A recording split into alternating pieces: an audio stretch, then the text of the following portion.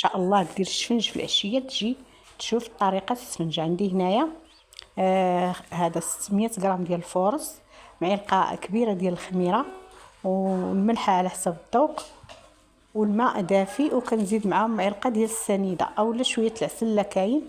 كنبقاو نرشو هكا شوي بشوي، يعني ناخذ غير بالكاس وكنكب وكنعجن وكنجمع حتى كنجمع العجين ديالي. كياخذ ليا تقريبا 3 الكيسان وربع ديال الماء، حتى هذاك الربع ما كنكونش كملته على حسب النوعيه ديال الطحين.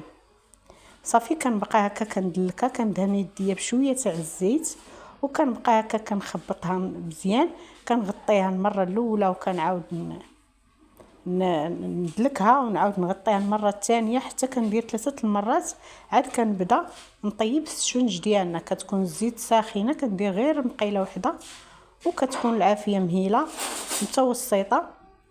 صافي كنبقى نقلب هكا حتى كيطيب لنا السفنج ديالنا، ونعاود ثاني نهز. كتكون صايبهم هكا باش كيجيوني ساهلين في الطريقه، وكيجي السفنج ديالنا هكايا هكا مخرج من الداخل وسيجي زوين.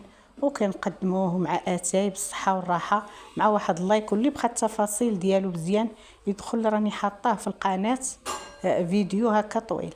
بالصحه والراحه، وبارطاجيوه مع واحد اللايك. وشكرا لكم المتابعه، ومرحبا بكم عندي تاكلوا الشفنج مع اتاي، وشكرا لكم.